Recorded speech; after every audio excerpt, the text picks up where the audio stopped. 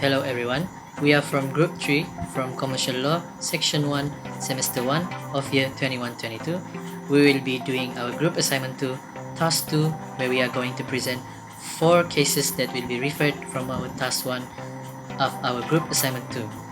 I am Muhammad Zamzarith Akmal bin Zamzul at Rosmadi with metric ID BB20110731, and I am going to present for the introduction and the conclusion in our group presentation.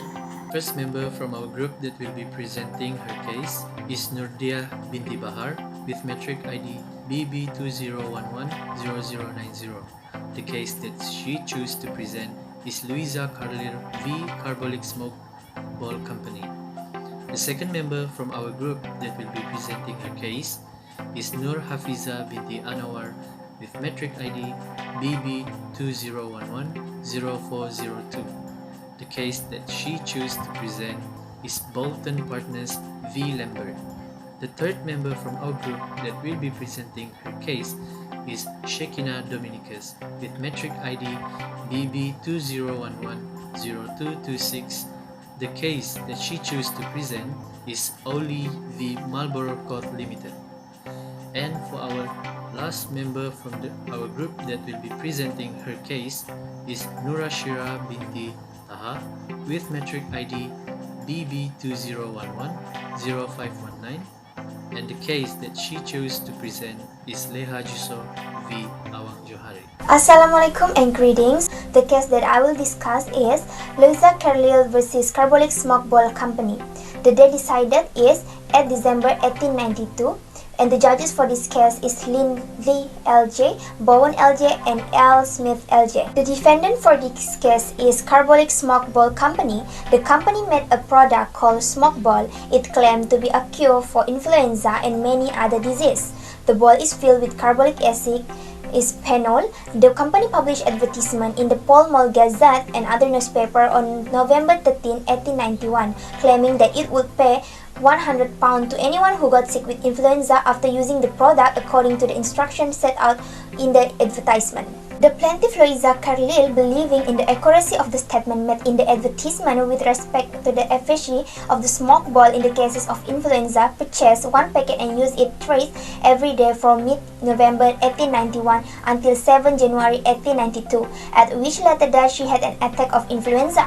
Thereupon, her husband wrote a letter for her to the defendants, stating what has happened and asking for £100 as promised in the advertisement. They refused, and this action was brought in the court before Hawkins J. and a special jury.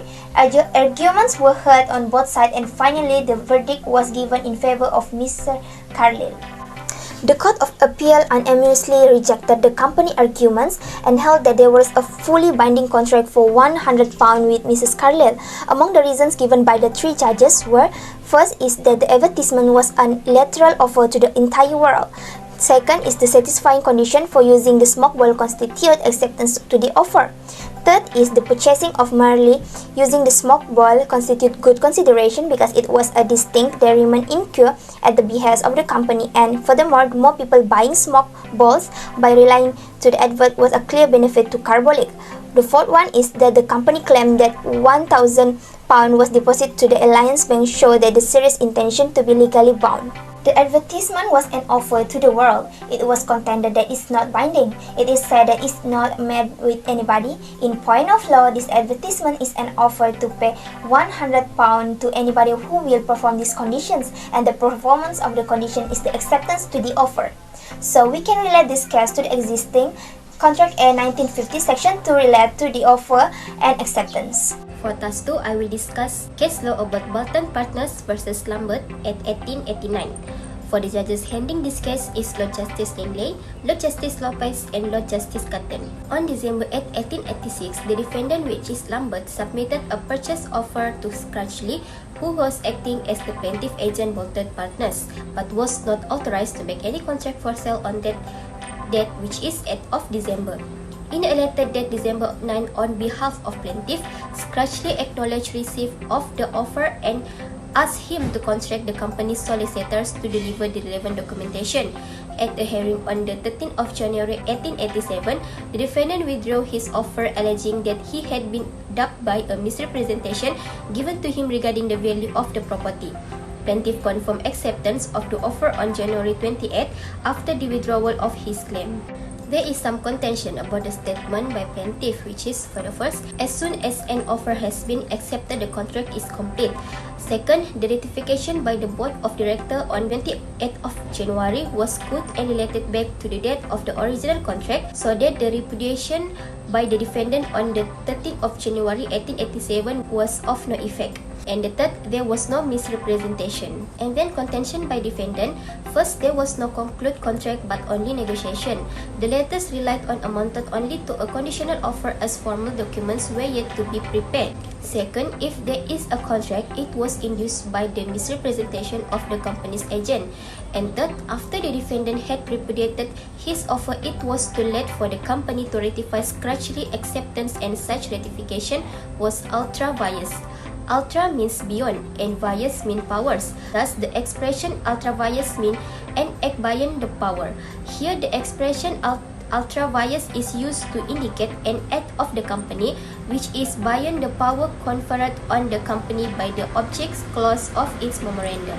So, for the issue whether there is a valid contract for the sale of the property and whether the defendant can withdraw the offer, the decision from the Court of Appeal ruled that the defendant was barred from withdrawing the offer because the property purchase contract was valid as referring to under Section 2A and 2B of the Contract Act 1950. The case of Button Partners versus Lambert involved an offer and acceptance between the two parties making the existence of a valid contract.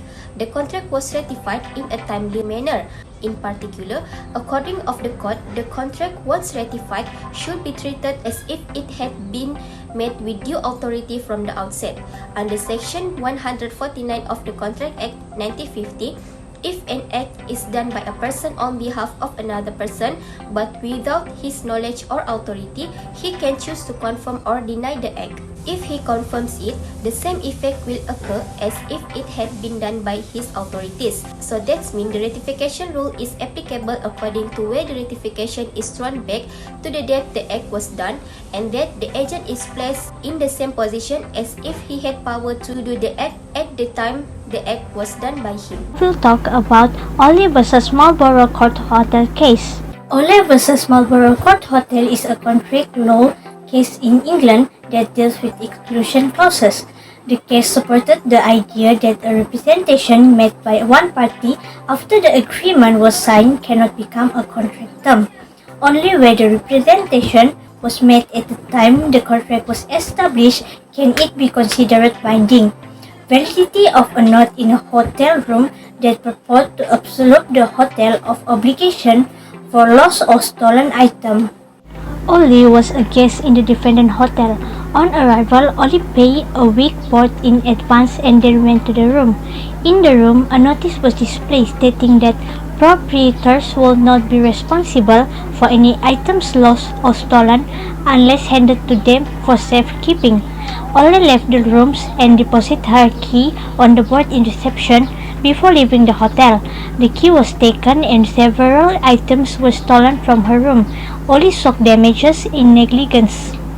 First, Denning, Singleton, and Bucknell LJ found that the hotel had failed to take reasonable care as required by contract and Section 1 of the Innkeepers Liability Act 1863.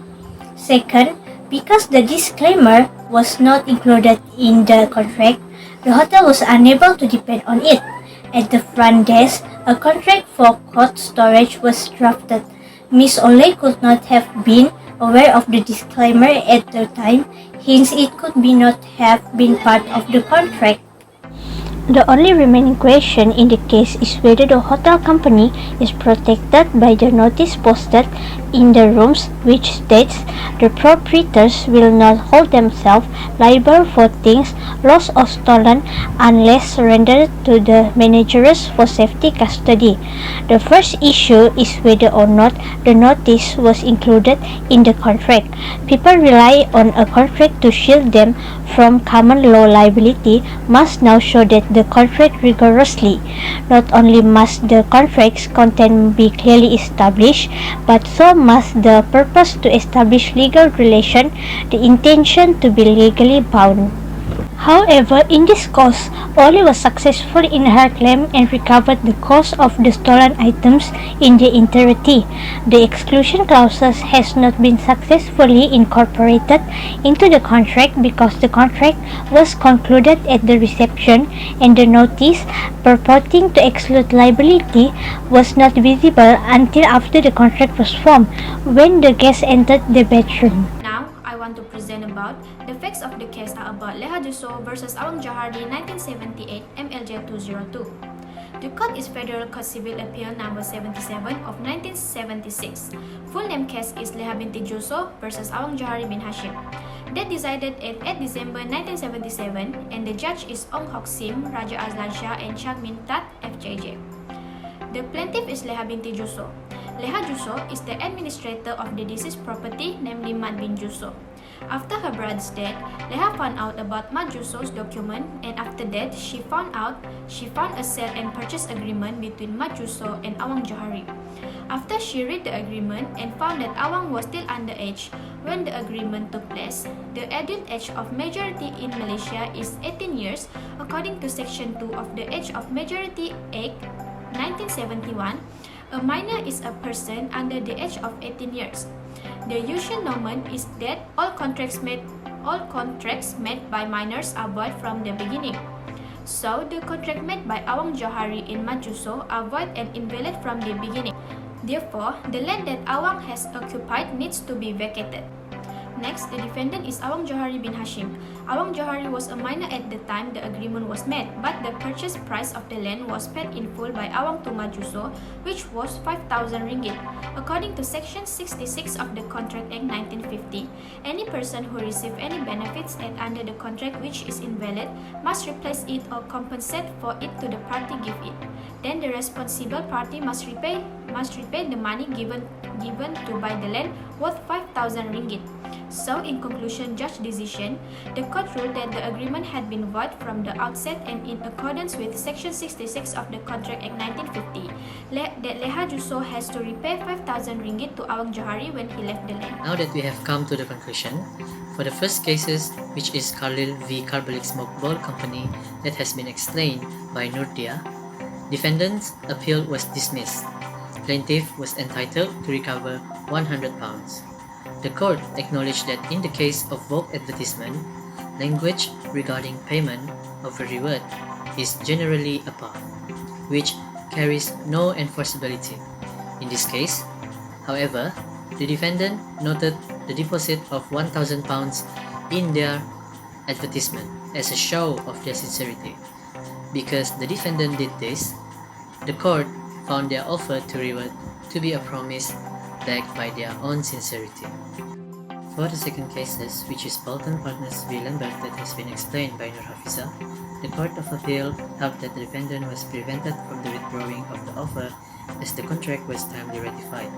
In particular, according to the court, the contract, once ratified, should be treated as if it had been made with proper authority from the start. In the present case, the contract for the purchase of the property was valid. For the third cases, which is Oli v. Marlboro Limited, that has been explained by Sheckina, the Court of Appeal dismissed Marlboro Court Limited appeal. Firstly, they held that the hotel had been negligent and their negligence caused the customer a reasonably forcible damage. Secondly, the notice could not become part of the contract, since the contract between the parties had been established at the reception desk. Lastly, the terms of the clause were not plain enough for the court to be effective. Therefore, in the final judgment of Oli v. Marlboro Court Limited, Miss Oli's claim for her court recovery was successful. And for the fourth cases, which is Leha Juso v Awang Johari, that has been explained by NURASHYRA. First, to import a constructive trust, in this case, and grant a declaration that the appellant as administratrix held the lands as trustees for the respondent and that the respondent was entitled to possession of the lands was in effect to enforce an agreement which was void. Second, an order should be made for the purchase price to be repaid on the respondent vacating the lands. And that's all from our group presentation for Task 2. Thank you.